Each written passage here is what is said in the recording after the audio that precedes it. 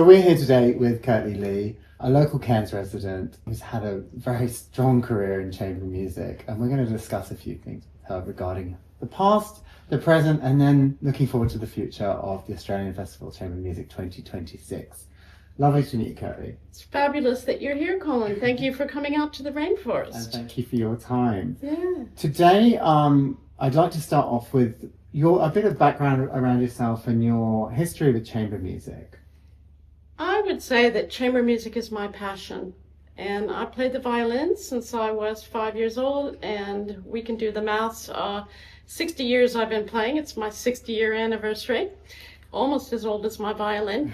And I think from the age of 16 is when I really knew that chamber music was it for me. Mm-hmm. I played a concerto with the local symphony orchestra in Atlanta, Georgia, my hometown. And that really springboarded me to some other projects and awards and things. And I ended up in New York playing a recital as the result of a scholarship that I won. And through those different competitions in my youth, I discovered that this wonderful world of chamber music, with all its nuance and its passion and the absolute microcosm of the world of classical music, mm-hmm. the way it shows you everything with one voice on a part, mm-hmm. something about that really fascinated me. I developed a lifelong passion. It's with me to this day, and it's followed me all around the world. I've been blessed to play in so many different countries. Wonderful. You can hear the accent. Born and bred in the USA, but now a happy, proud Australian citizen for 22 years now, so I'm a dual citizen. Fantastic. And tell me, how do you feel chamber music has changed over that period? I think there's probably more of an awareness now mm-hmm. than there was in my youth. I think that it was a niche. It was considered very much a niche market, maybe when I was very young. And one would have to go, remember, this is pre-internet. That dates us all, doesn't mm-hmm. it? So you'd go to the New York Chamber Music, or you'd go to the different festivals, Santa Fe Chamber Music Festival. You'd go to Sarasota, or to Banff, or to these different, Aspen. I was at Aspen for 2 summers performing. And there was a plethora of chamber music. Yeah. And there was a niche market for it, niche audiences that had to be really, they were specialized and they knew what they wanted. Mm. And I think what's happened now over time is that with the world becoming one place and connected the way we are, I think there's much more opportunity, as you're highlighting in the AFCM, for people that are great musicians that maybe haven't met except on stage together, to come together in a beautiful setting. Yes, fantastic. And we talked a little bit to the Anglican School's head of music around how the internet and Spotify and YouTube have just opened it up. And, it's changed the world, hasn't it? Yeah, kids that maybe would have never been able to see a concert now can log on and That's see right. that. So I it's think wonderful. One of my favorite moments of my career is I was married at one time. He sadly passed away, married to a world-class diver, quite a famous diver. And he made Papua New Guinea specializing in the oceans of Papua New Guinea and the Coral Sea here, his home.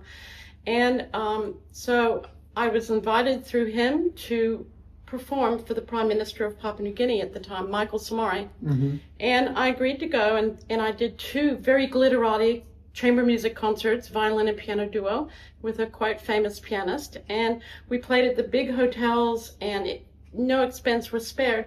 But I had specified that I wanted to take something to the people.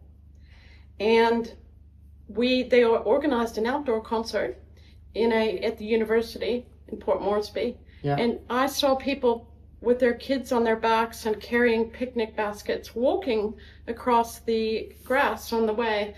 As the bodyguard, you have to have a bodyguard in PNG, the bodyguard was driving me. And I said, what are all these people doing? It's amazing. Everybody's out for lunch. He said, ma'am, they're coming to your concert. They've never heard a violin. Oh, wow.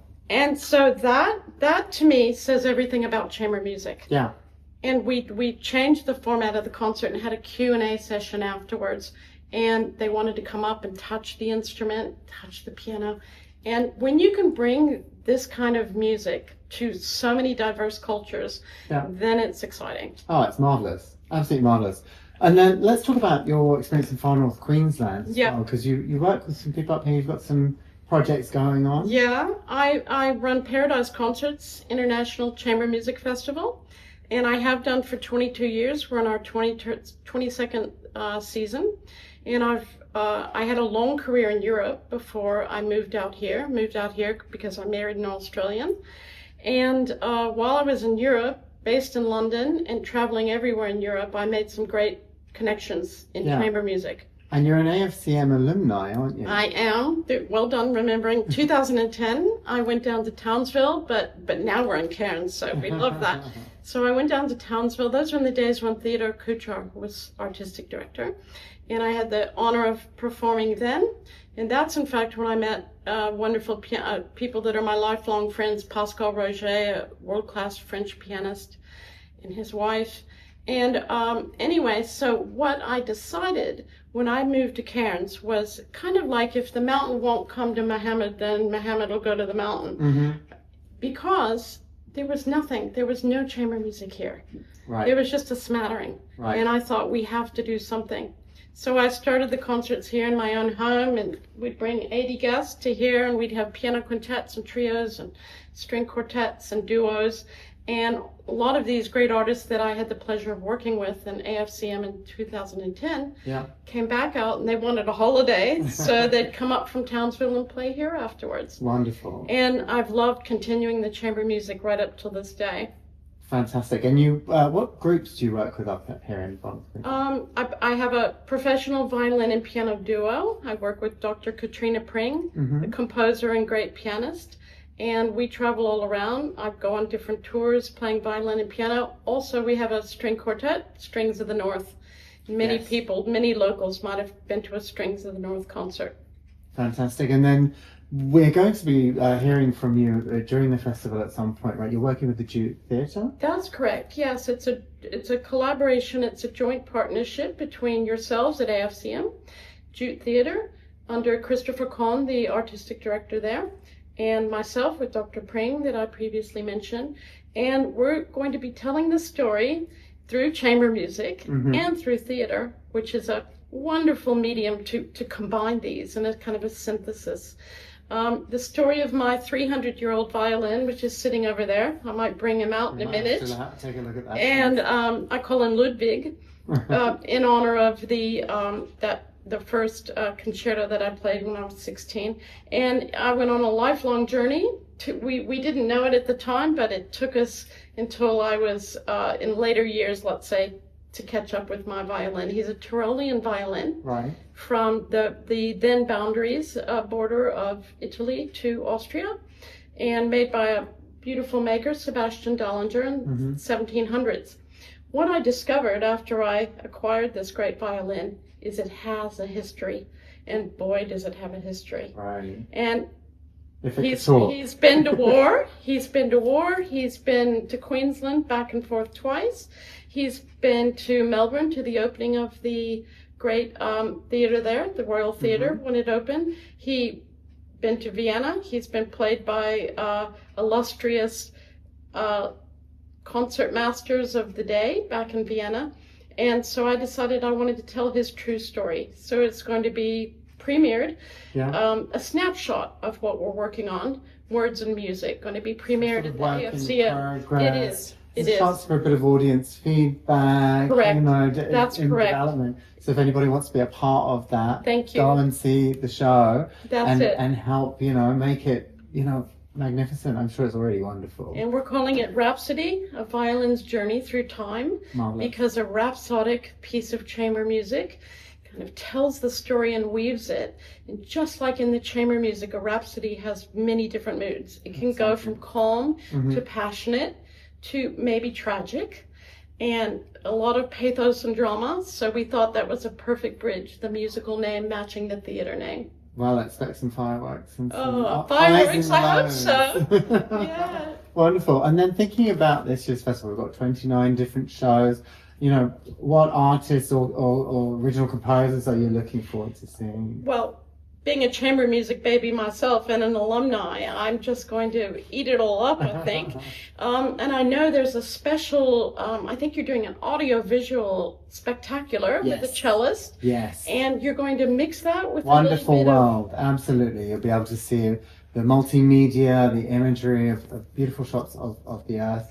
alongside the cello music, and some kind of popular songs that people might recognise. I mean, Wonderful World, What a That's Wonderful interesting. World. That particularly appeals to me, I think, because now at this stage in my chamber music career, I like pushing boundaries. Yes. And I also love cross arts collaboration. Yeah. Fusion is. I think fusion. I mean, fusion is sometimes people say, "Oh, what genre is it?" And that's all a bit kind of oversaid these days. But Right. there still is a place for it, because I think when you get the arts meets dance meets theater, as I'm Yes. doing, meets music, meets especially chamber music, you have a wonderful potpourri. Yes. And that's part of creativity, isn't It it? is, it Mix is. and mashing things together and It is. to create new things. And I think one of the other challenges that I'm hoping we can illustrate through the story of my violin in July is, sometimes with the younger generation, because everything's on TikTok or on Snapchat or even on YouTube, people are more used to sound bites. Mm. Things move quickly, and the attention span has got a bit less. And so I think it's even more important than ever to produce these works where we say, we have a story to tell. We're going to tell it through words or through music. Yeah. And we want you to stop, put down your phones, sit, be reflective, and listen. Yes. And I think that's the magic of what the AFCM is going to bring to Cairns. Because we want everybody to stop, put down your phones, buy a ticket, Absolutely. and listen. Yeah. And it's a blessing to your day. Yes. Isn't it? It's a moment out, free of distraction, free That's of right. the phone that we're all, Glued chained to. glued Chained to. to. And a chance to reflect and to listen and to feel better and to feel some of the emotions as well that maybe That's right. we sit or they're behind us or whatever. I'm going to tell you a little story, part of my chamber music career. So one of my signature pieces is the Lark Ascending by Ralph Vaughan Williams, One of my favorites. right? Yes. And of course the beautiful poem that is portrayed about the lark ascending and chirp and whistle, and he rises round and round and round. So I performed that many places. I've gone on tour with that, and it's a bit of a signature piece. And the different places I've played it in the world and the audience reaction.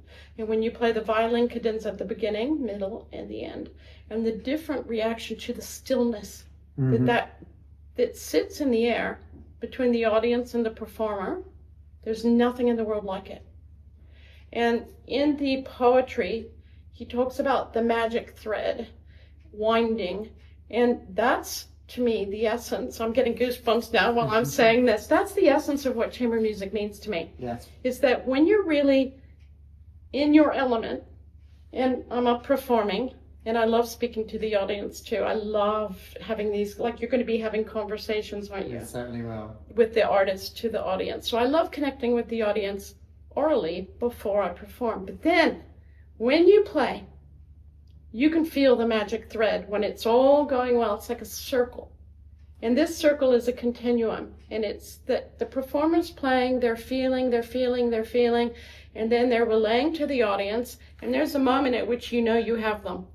And the audience is there. And then they feed back to you. It's an energy. It's a circle. They feed back to you. And then you, in turn, use that energy to inform your performance. Wonderful. And it's a magic time. And that's in a nutshell what chamber music is to me. And I feel it the most, maybe, or arguably all the time, but the most when I perform the Lark Ascending. But also you'll hear snippets of new composition if you come to July 31st. The Dalinger story. You have to come. I mean, you have to come to the festival. You have to The see whole everything. thing. The whole See as thing. much as you can consume. Thank you so much for your time It's today. been a pleasure. It's been great speaking to you. Great to hear a bit about your projects, and yeah, I can't wait to come along and I have see a the question show. for you. Yes, of course. What is in the future for the AFCM? I know it's Oh. this year, but tell me a little bit about the audience members who want to think about the long term. So about the long term, we will have some very exciting announcements coming up. If you come to the shows, you will Okay. certainly You heard it hear here. about You heard it the here. announcements that we have coming up. Very exciting. Of course, I'd be, taken around the back and shot if I told you too much about them. So I would say come along and you will find out what they are. Oh my goodness. So my lips are sealed with regards You're to naughty. those things. Can but I- I can tell you there are some very, very exciting things, and I wish I could tell you because, but no, can't. Locking up, throwing away the key. I'd love to show you two things. Yes, of course. Wow. So this is Ludwig, made by Sebastian Dalinger in the mid-1700s, almost 300 years old. And he is the hero of Rhapsody, a violin's journey throughout time. And I joke when I'm on stage performing with the quartet, we joke that we have a collective age that's over 1,000 years, and that's before you count the instruments. So there you go. You have a chance to hear this beauty in person if you come along to the JUTE Theatre for the Rhapsody, a violin's journey throughout time, on July 31st. Wonderful. In collaboration with AFCM and JUTE. Wonderful. Thank you so much. Thank you. Thanks. It's been great chatting to you. Thanks, guys. And welcome. Yay!